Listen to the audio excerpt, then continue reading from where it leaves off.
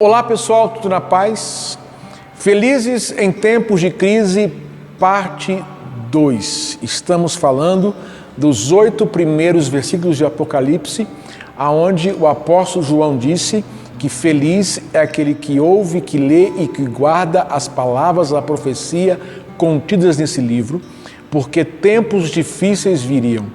Ele diz, o tempo está próximo. Ele iria começar a escrever ou receber a revelação do Apocalipse e não iam ser boas notícias.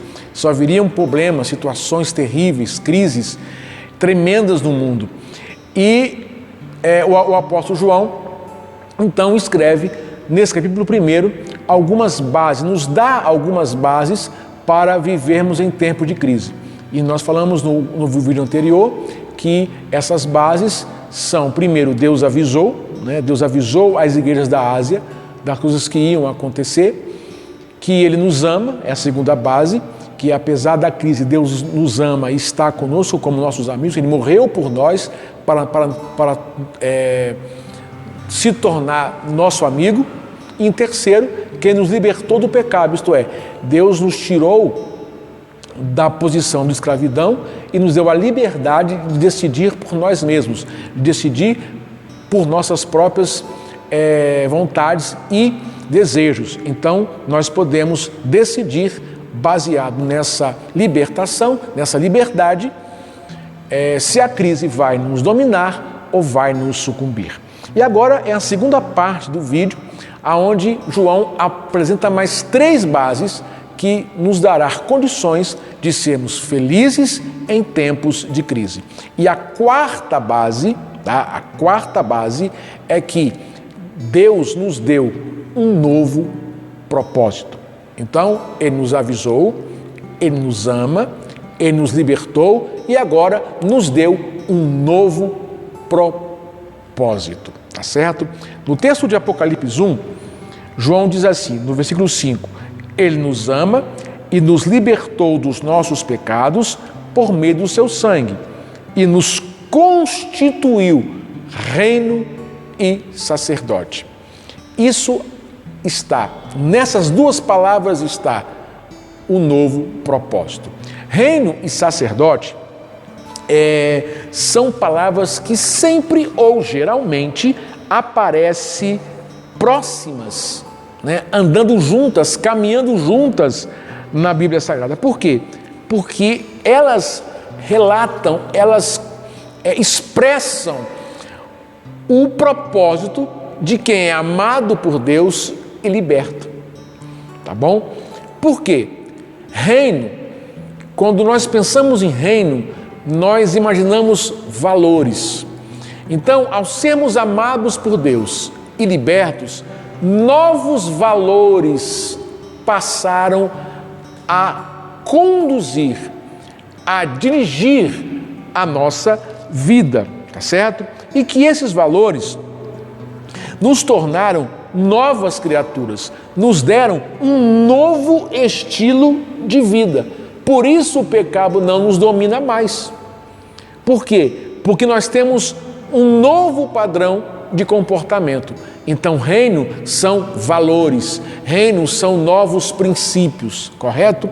E sacerdote? Sacerdote é a demonstração desta mudança, é a demonstração dessa transformação. São os valores do reino em atividade, tá certo? E o que era o sacerdote? O sacerdote era aquele que servia para e pelo o povo.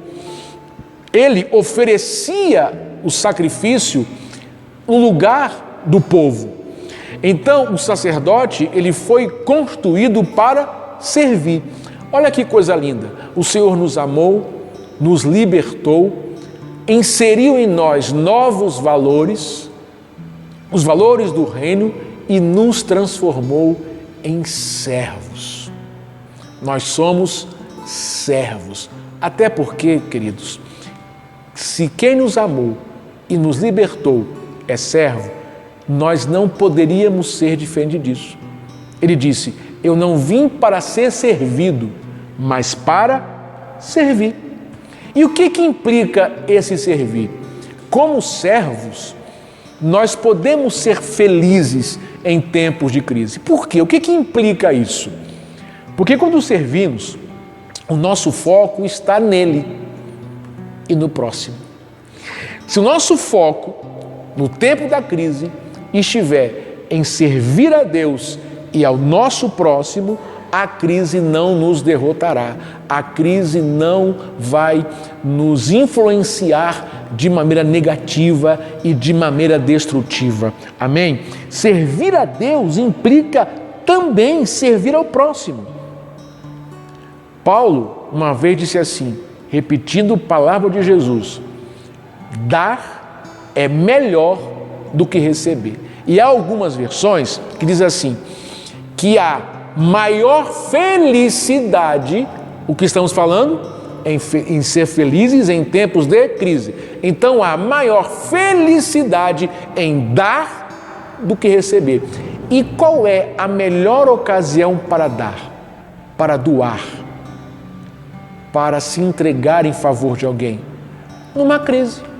Então, quando você se envolve com as necessidades do próximo nos momentos da crise e tira o foco da sua ou das suas necessidades, nessa atitude vem uma alegria, uma satisfação, uma felicidade que não teria sem a crise.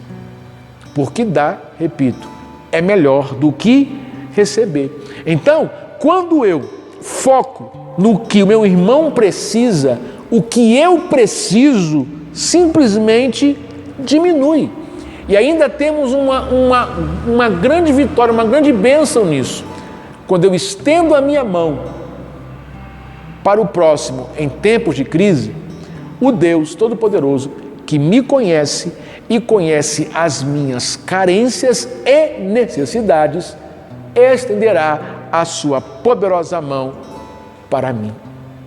Então, em tempos de crise, se eu andar nos valores do reino e servir o outro, servir o próximo, que é uma demonstração de servir a Deus, conseguirei, com certeza, enfrentar a crise e ser feliz nela. Quero dizer para você que este é o momento de você servir.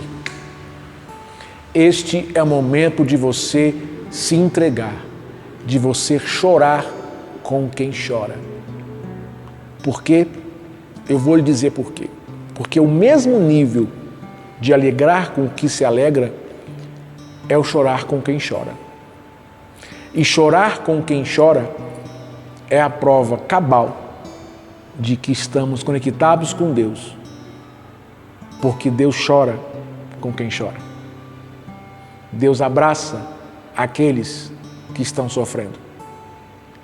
Então, para você vencer uma crise, olhe para a crise do outro e sirva a ele, em nome de Jesus, tá bom? Em quinto lugar, João nos dá uma base, a quinta base. No verso de número 7, ele diz assim: eis que ele vem com as nuvens. Ele vem.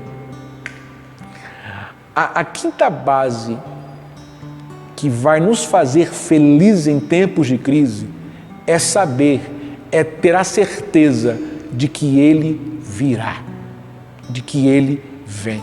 Uma vez, João ouviu assim de Jesus: não vos deixarei órfãos, voltarei para vós. Ele guardou essa promessa, ele guardou essa palavra. E o que é não deixar órfão? É não deixar desamparado. Deus, em Cristo Jesus, disse que é certo que na crise Ele não vai nos deixar desamparados. Ou seja, se você servir o seu próximo, se você estender a mão para quem está sofrendo, no momento que estiver passando por uma crise, Deus não vai deixar você desamparado. Apocalipse é um relato, como eu disse lá no começo, de tribulação, de muitas aflições, de inúmeros infortúnios, um tempo pesado de angústia. Todavia, João disse, Ele vem. E quando ele vem em tempos de crise, significa que não ficaremos à mercê dela, jamais, nunca, mas estaremos protegidos, porque a palavra órfão nos remete à paternidade. E o maior prazer de um pai é proteger, é amparar o seu filho, é mantê-lo em segurança. E João dizia à igreja que o tempo da crise está próximo. O tempo da crise virá, mas ele vem com as nuvens. E nós temos visto coisas que João falou em Apocalipse acontecendo. Temos visto coisas que Jesus falou aos discípulos, como nós citamos no vídeo anterior, acontecendo, o que iria acontecer nos fins dos tempos. Mas a despeito dessas coisas estarem acontecendo, ele virá.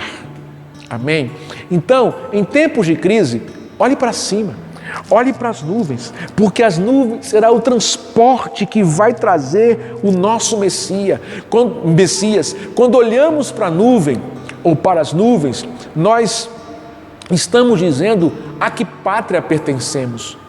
Quando olhamos para as nuvens, estamos dizendo para a crise que ela é a nossa esperança, porque ela vai trazer o nosso Messias. Quando olhamos para as nuvens, estamos esperando a pessoa certa, que é Jesus de Nazaré. Então olhe para cima, não olhe para os lados, não olhe para o passado, olhe para cima. No tempo da crise é o momento de você olhar para cima, olhar para as nuvens e saber que de lá virá o seu Messias, que não vai deixar você de forma alguma, de maneira alguma, desamparado. Lembra de Daniel? O profeta Daniel estava na Babilônia, cativo por um império estranho, mas todos os dias, 3 vezes ao dia, ele se ajoelhava e orava em direção a Jerusalém, porque assim ele nunca ia esquecer de onde ele era. Quando você olha para o céu em tempos de crise, você se lembra de onde você é e a quem você pertence. Eu vou repetir essa frase. Quando você olha para o céu em tempos de crise, você lembra de onde você é e a quem você pertence. Porque é de lá que ele virá para nos proteger, nos guardar e nos amparar. Porém, João também diz, nesse texto de Apocalipse 1,7, ele diz assim: eis que ele vem com as nuvens, todo olho o verá, até mesmo aquele que os traspassaram. O que é traspassar? É causar dor, ferir. Quando ele vier, até aqueles que feriram Jesus com seus pecados, que violaram a palavra de Deus tão pregada no mundo, que golpearam as costas de Jesus com os punhais das suas blasfêmias, que cuspiram no rosto dele com seus orgulhos, zombando dele com as suas incredulidades, essas pessoas se lamentarão quando virem Jesus vindo com a nuvem. Por quê? Porque elas saberão de antemão que o juízo as espera. Elas saberão que não vão escapar da condenação e por isso vão se lamentar tremendamente ao ver Jesus voltar com as nuvens. Porém, esse lamento não vai salvá-las mais. Esse lamento não vai livrá-las mais do justo juízo do Deus Todo-Poderoso. Por outro lado, João também diz assim, que esses que traspassaram de todos os povos da terra vão se lamentar por causa dele. Você sabia que tem muitas pessoas que quando vê Jesus só sabe se lamentar? Eu vou dizer uma coisa, querido. Não é lamentando que você vai ser feliz em tempos de crise. Não é se lamentando que você vai superar as crises. Escute uma coisa. Eu disse agora há pouco que o lamento não vai livrar os pecadores os que traspassaram Jesus da condenação. Sabe por quê? Porque Deus não responde a lamentos, Deus responde a clamores. Clama a mim e responder-te-ei, e anunciar-te-ei coisas grandes e terríveis que não sabes. Então, no tempo da crise, é momento de clamar para vivermos coisas, para experimentarmos coisas que até então não conhecíamos. Então, na hora da crise, não é para lamentar, é para clamar, para Deus trazer para nós coisas novas e coisas poderosas. Até porque quem se lamenta demais diante de Jesus, na verdade, não está bem com Ele, não tem uma vida acertada com Ele. Judas disse o seguinte: essas pessoas vivem se queixando, descontentes com a sua sorte, e seguem os seus próprios desejos impuros, são cheias de si e adulam os outros por interesse. Por esse motivo que Jesus não responde a lamento, e sim a clamores. Amém? Porque quem lamenta é esse aqui, ó, faz parte dessa turma aqui, que fica se queixando, descontente, mas na verdade seguem seus próprios desejos, só quer interesse. Mas quem clama está desesperado. Quem clama tem uma esperança só em Cristo. Quem clama quer só a Cristo. Quem clama entende que a sua resposta e a sua suficiência é Jesus. Entretanto, nós, igreja santa e verdadeira, ao vermos Jesus vindo com as nuvens, nós não vamos nos lamentar. Por quê? Porque nós sabemos que Ele vai nos levar. Você sabe que Jesus vai aparecer nas nuvens 2 vezes, né? Primeiro para a igreja e depois para o mundo. Então, quando Ele aparecer para nós que somos igreja, nós não vamos lamentar, vamos nos alegrar. Por quê? Porque Ele vai nos levar com Ele para estarmos ao seu lado para sempre. No tempo da crise, entenda isso. Você não é daqui. Você não mora aqui. Ele vai te levar para uma eternidade de alegria, de paz e de uma felicidade que nunca acabará. E em último lugar, a última base que João nos dá para vencermos tempos de crise é que ele diz que a última palavra já foi dada. O verso 8 do capítulo 1 de Apocalipse diz assim: eu sou o Alfa e o Ômega, diz o Senhor Deus, o que é, o que era e o que há de vir, o Todo-Poderoso. Deus já sabe o fim antes do início, porque Ele é o princípio. E por ser o princípio, Deus tem o direito de definir como Ele deseja o fim. E Ele já ordenou, olha que preciosidade isso, Ele já ordenou que todas as coisas cooperem para o benefício daqueles que o amam. Romanos 8, verso 28.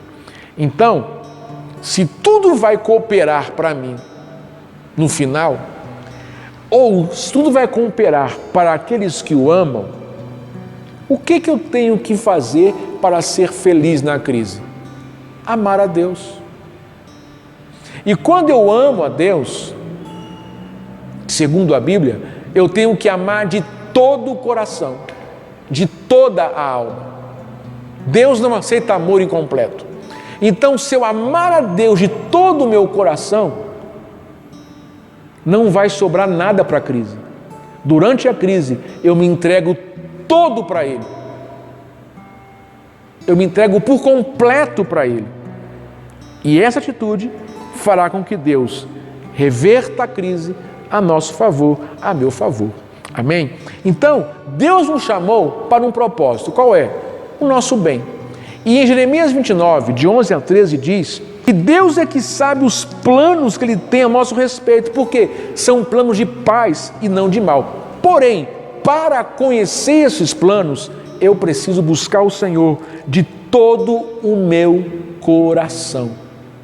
Então, se no tempo da crise eu buscar a Deus com todo o meu coração, colocar tudo que eu tenho em amar a Ele, eu viverei planos extraordinários. Então, pense comigo.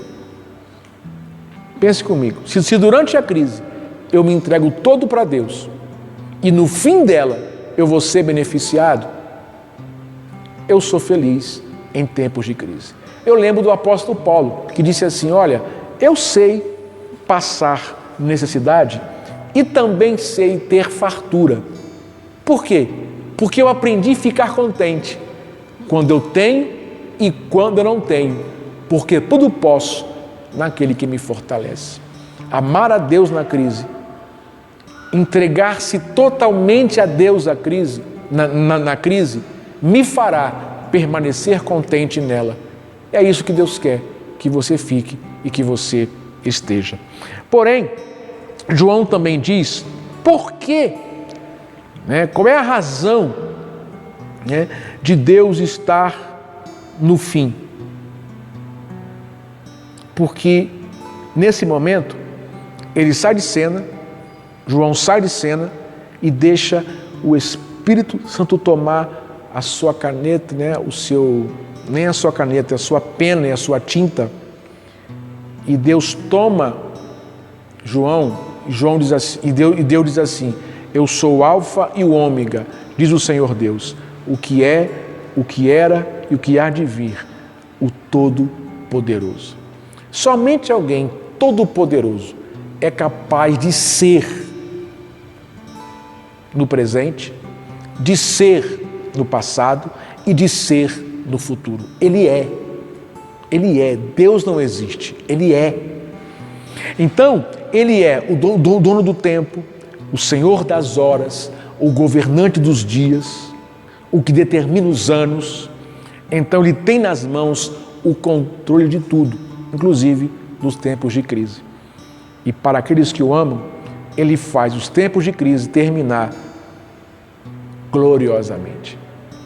Então, nesta hora que você me escuta, neste canal, a última palavra já foi dada. Tudo o que você precisa no tempo de crise é amar a Deus com todo o seu coração. Para concluir, eu quero dizer para você que nos capítulos subsequentes, João descreve várias crises no mundo. Crise na igreja, na política, na economia, na saúde, no meio ambiente, na educação, no mundo espiritual. Porém, essa crise só vai ficar, ou essas crises só irão até onde Deus permitir. Quando Deus determinar para parar, tudo para e obedece à sua voz. Céus e terra passarão, mas as minhas palavras não hão de passar. E nos 2 últimos capítulos desse livro, mostra muito claro aqueles que o amaram e com ele permaneceram, venceram. Ou seja, ame o Senhor, entregue todo o seu ser a Ele, que lá no final, quando tudo passar, quando tudo acabar, quando Deus disser assim, basta, você vai estar com Ele, no alto do pódio, celebrando a vitória, porque você soube passar a crise, porque você soube se comportar durante a crise. E por isso, você vai sair abençoado. Tudo vai cooperar, tudo vai se reverter a seu favor, porque a última palavra já foi dada. Amém? Aqui eu encerro esse tema, Felizes em Tempo de Crise, e espero que essa ministração tenha trago a você respostas, direção, clareza, para você viver e enfrentar e suportar o tempo da crise. Que Deus te abençoe e muito obrigado de coração por ter acessado meu canal.